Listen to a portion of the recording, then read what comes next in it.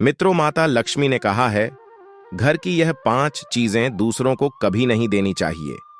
मित्रों, आज हम आपको मां लक्ष्मी की एक प्राचीन कथा सुनाते हैं। इस कथा के माध्यम से आपको झांत हो जाएगा कि एक स्त्री को अपने घर की कौन सी चीजें हैं जो दूसरों को कभी नहीं देनी चाहिए।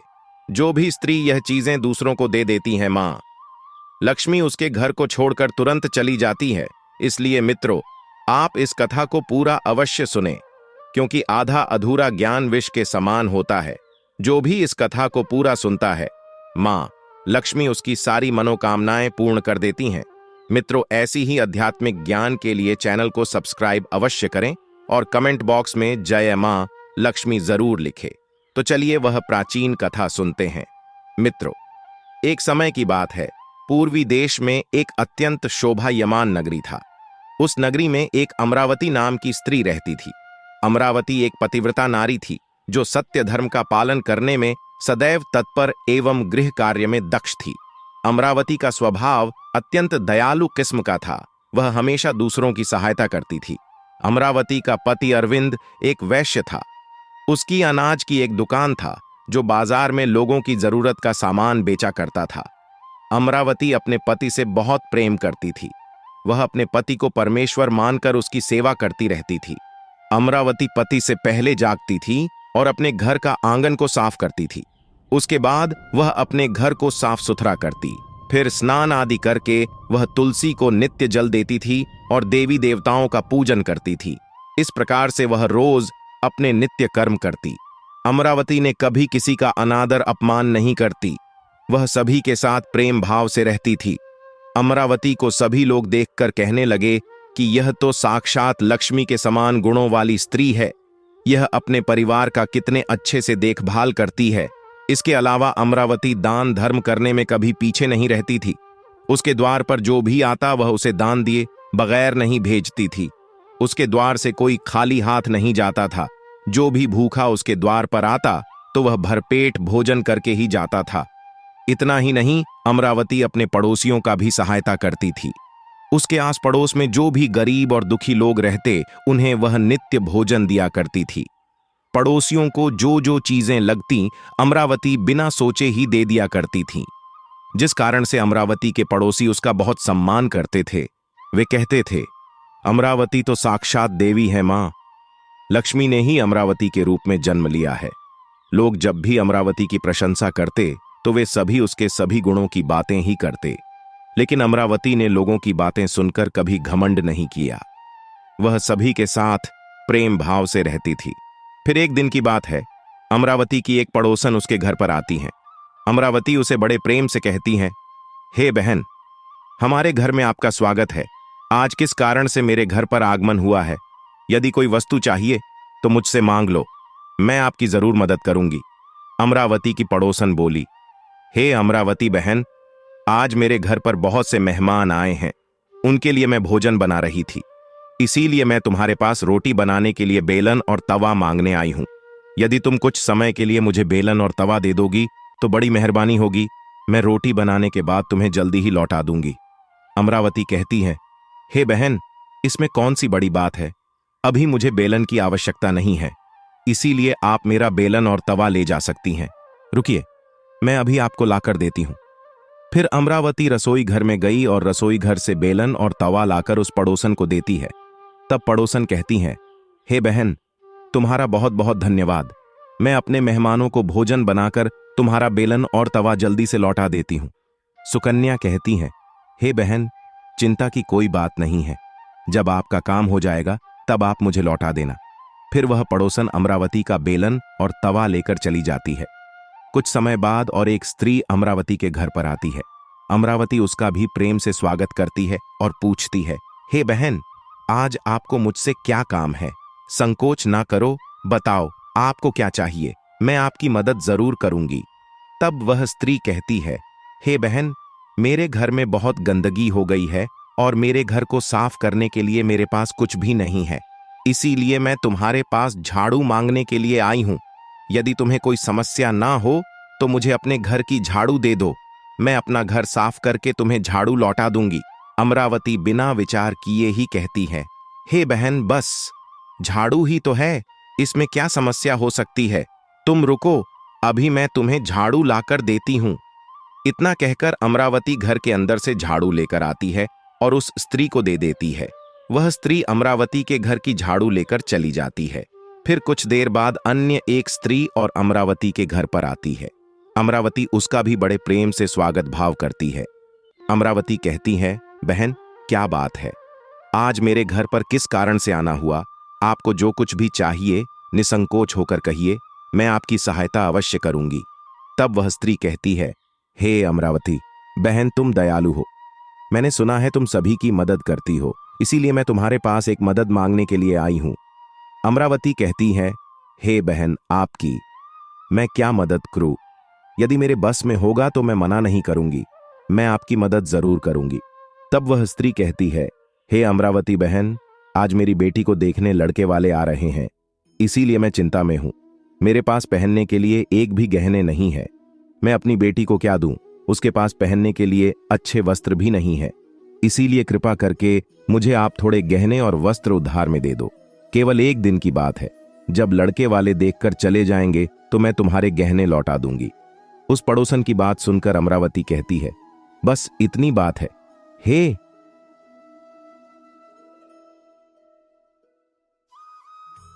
बहन, तुम चिंता न करो, तुम्हारी पुत्री मेरी छोटी बहन जैसी है, उसकी सहायता मैं अवश्य करूंगी। मैं अभी अपने गहने और साड़ी देती हूं, जिसे पहनकर आपकी पुत्री राजकुमारी लगेगी। फिर अमरावती अंदर जाती है, गहने और साड़ी लेकर आती है और उस पड़ोसन को दे देती है। वह पड़ोसन खुश होकर अमरावती के गहने और साड़ी लेकर चली जाती है। फिर शाम हो जाती है और अन्य एक और पड़ोसन अमरावती के घर पर आती है। अमरावती उसका भी बड़े प्रेम से स्वागत भाव करती है और कहती है, बहन, आज किस कारण से मेरे घर आना हुआ? बताओ, मैं आपकी क्या सहायता करूं? आपको जो चाहिए निसंकोच होकर कहिए, मैं आपकी सहायता जरूर करूंगी। वह पड़ोसन कहती है, हे अमरावती बहन, तुम बड़ी कृपालु हो और तुम सभी की सहायता करती हो, इसीलिए मैं तुम्हारे पास आई हूं।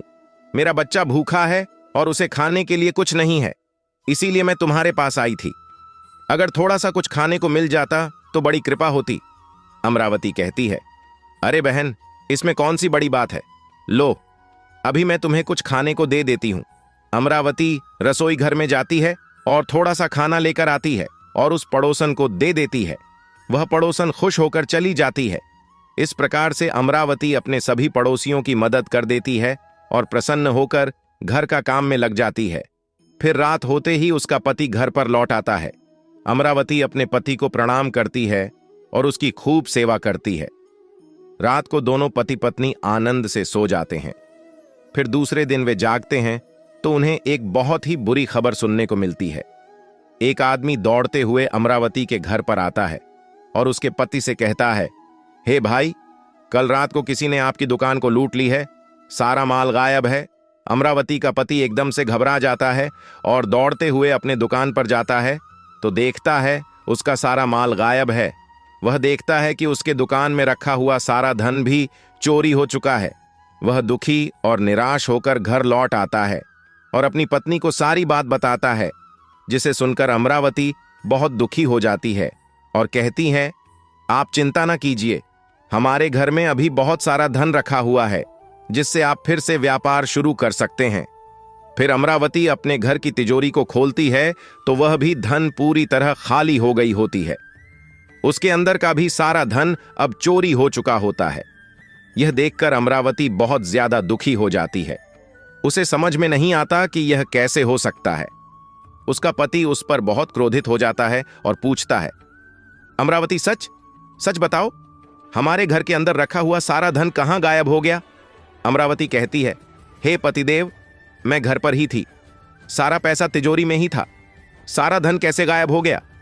पता नहीं, कृपया आप शांत हो जाइए, हम कोई ना कोई उपाय जरूर ढूंढ लेंगे। अमरावती का पति कहता है, यह जो तुम दूसरे लोगों को घर पर बुलाकर खिलाती हो, अनजान लोगों को घर में बुलाती हो, उसी का फल है। यह उन्हीं में से किसी ने हमारे घर का सारा पैसा चुराया है। अमरावती का पति क्रोध में आकर उसे भला बुरा कहता है।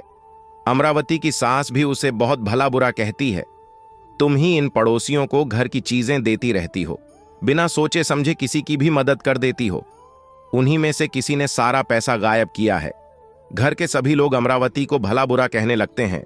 फिर अमरावती अपने पति को दिलासा देते हुए कहती है, हे नाथ, मैंने अपने कुछ गहने अपने पड़ोसन को दिए हैं।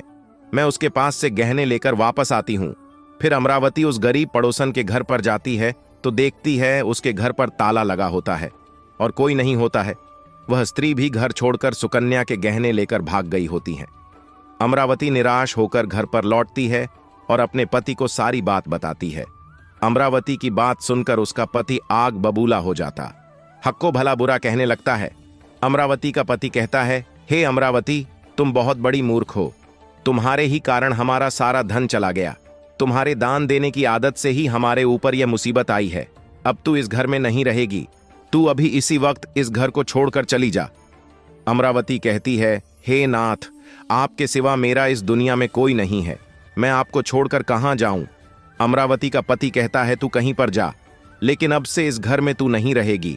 तेरे ही कारण मैं मिट्टी में मिल गया। तू इस घर में रहेगी तो बचा कुचा धन भी नष्ट हो जाएगा। अमरावती अपने पति को हाथ जोड़कर विनती करने लगती है, हे स्वामी, ऐसा ना कहिए। मैंने कोई अपराध नहीं किया है। आपके बगैर मैं जीवित नहीं रह सकती। मुझे घर से मत निकालिए। लेकिन उसका पति एक नहीं सुनता है और उसे अपने घर से धक्के मारकर निकाल देता है और कहता है, अब तू इस घर में लौटकर मत आना चाहे तो किसी नदी में कूदकर जान दे देना, लेकिन अब तू इस घर में नहीं आना। फिर अमरावती दुखी होकर रोते हुए अपने पति के घर को छोड़कर चली जाती है। चलते चलते वह एक माता लक्ष्मी के मंदिर में जाती है और मां लक्ष्मी से प्रार्थना करते हुए कहती हैं, हे मां, मैंने ऐसा कौन सा पाप किया है जो मेरी ऐसी दुर्दशा हुई है। हे मां लक्ष्मी, मैं तो हमेशा आपकी पूजा आराधना करती थी, फिर भी आपने मेरा घर छोड़ दिया। कृपया मुझे बताओ मां, मैंने ऐसा कौन सा पाप किया है जो आप मुझसे रूठ गई हो। फिर अमरावती वहीं पर बैठकर सोचने लगती हैं, यदि मेरे पति मेरा स्वीकार नहीं करेंगे तो मैं जीवित रहकर क्या करूंगी। यदि मेरे ही कारण मेरे पति की दुर्दशा हुई है तो मुझे जीवित रहने का कोई अधिकार नहीं है। यह सोचकर अमरावती अपने प्राण देने नदी की तरफ जाती है। नदी के पास पहुंचकर अमरावती मां लक्ष्मी से प्रार्थना करती है, हे माता लक्ष्मी, अब मैं अपने प्राण त्यागने जा रही हूं। यदि मेरे द्वारा आपकी पूजा में कोई कमी रह गई हो तो मुझे माफ करना। मैं अपने पति के बगैर जीवित नहीं रह सकती, इसीलिए मैं इस नदी में कूदकर अपना प्राण दूंगी। उस इतना बोलकर अमरावती नदी में कूदने ही वाली अमरावती से कहती हैं, रुक जाओ अमरावती पुत्री, तुम यह क्या कर रही हो। तभी अमरावती देखती है कि साक्षात मां लक्ष्मी उसके सामने खड़ी है। मां लक्ष्मी के दर्शन करके अमरावती बहुत प्रसन्न हो जाती है और मां लक्ष्मी को बारंबार धन्यवाद करते हुए कहती हैं, हे मां लक्ष्मी, मुझे क्षमा करना, मैं बहुत बड़ा पाप करने जा रही थी। मां लक्ष्मी कहती हैं, हे अमरावती, मनुष्य को स्वयं अपने प्राण नहीं लेनी चाहिए, यह महापाप है। ईश्वर ने जो शरीर दिया है उसे ऐसे नष्ट नहीं करते। अमरावती कहती है, हे मां, मैं विवश हूं। मेरे पति ने मेरा त्याग कर दिया है और स्त्री को अपने पति को छोड़कर नहीं रहना चाहिए, इसी कारण से मैं अपने प्राण देने जा रही हूं। देवी लक्ष्मी कहती है, हे अमरावती, मैं सब कुछ जानती हूं और यह भी जानती हूं कि तुम्हारे पति ने तुम्हारा त्याग क्यों किया है। यह सब तुम्हारी ही भूल के कारण हुआ है। तुमने अनजाने में कुछ ऐसे चीजों का दान किया था जिस कारण से मुझे तुम्हारा घर विवश होकर छोड़ना पड़ा। जो भी स्त्री अपने घर की इन चीजों को दूसरों को दे देती है, उनके घर में मेरा वास नहीं होता है। मैं उन वस्तुओं के साथ ही उनका घर छोड़कर चली जाती हूं। तब अमरावती कहती है, हे मां, ऐसी कौन सी वस्तुएं जो दूसरों को नहीं देना चाहिए, कृपया आप मुझे बताइए। मैंने कौन सी वस्तु का दान किया जिस कारण से आपने मेरे घर का त्याग किया है। मां लक्ष्मी कहती हैं, हे पुत्री, अब तुम ध्यान से सुनना। मैं तुम्हें उन चीजों के बारे में बताती हूं जो किसी भी स्त्री को दूसरों को नहीं देनी चाहिए। हे अमरावती, सबसे पहली वस्तु है चकला बेलन और तवा।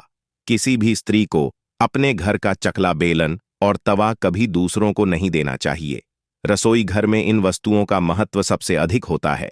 इन्हीं वस्तुओं से भगवान विष्णु को प्रसाद बनाया जाता है और तवे पर बनी पहली रोटी भी गाय को खिलाई जाती है।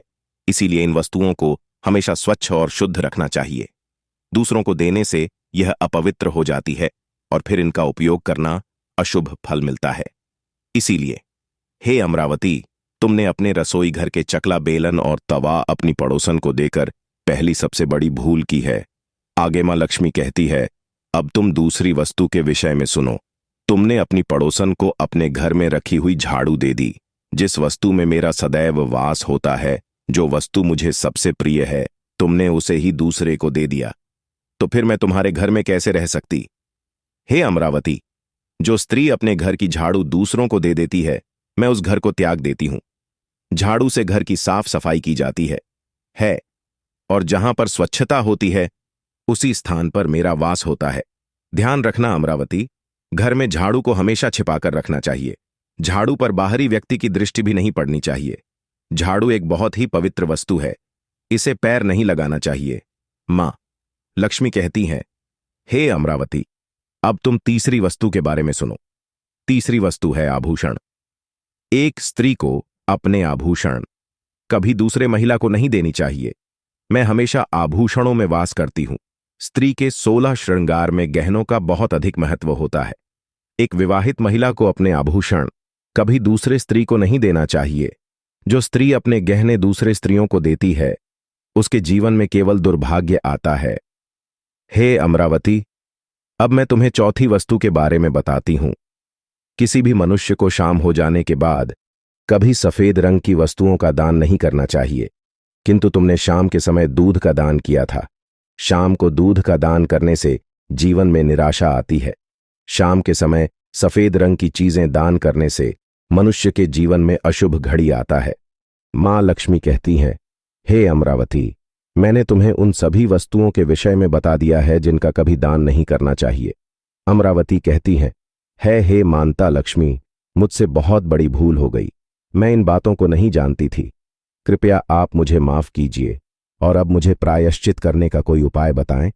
तब देवी लक्ष्मी कहती हैं, हे पुत्री, प्रायश्चित तो तुमने पहले ही कर लिया है, इसीलिए अब तुम अपने घर लौट जाओ।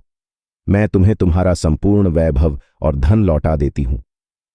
इतना कहकर मां लक्ष्मी उस स्थान से अंतर्ध्यान हो जाती है। फिर अमरावती मां लक्ष्मी को बारंबार धन्यवाद करती है और वहां से घर की तरफ जाने लगती है। तभी उसका पति ढूंढते हुए उसके पास आ जाता है और अमरावती से उससे क्षमा याचना करने लगता है और कहता है, हे अमरावती, मुझे माफ करना। मैंने तुम्हें बहुत भला बुरा कहा था। तुम तो साक्षात देवी के समान हो। मां लक्ष्मी की कृपा से हमें अपना सारा धन वापस मिल गया है। जिन लोगों ने हमारा धन लूटा था, उन सभी ने हमारा धन हमें लौटा दिया है और तुम्हारा नाम लेते हुए क्षमा मांगी है। यह सुनकर अमरावती बहुत खुश होती है और अपने पति के साथ घर लौट आती है। मां लक्ष्मी की कृपा से अमरावती के घर में धन, वैभव और सुख समृद्धि आ जाती है और उसके बाद अमरावती ने अपने घर की यह 4 चीजें कभी दूसरों को नहीं देती हैं। तो मित्रों, आशा करता हूं मां लक्ष्मी के इस कथा से आपको कुछ ज्ञान मिला हो। आपको यह कथा पसंद आई हो तो वीडियो को अपने प्रियजनों में शेयर जरूर करें और चैनल को सब्सक्राइब भी करें। वीडियो को अंत तक देखने के लिए धन्यवाद।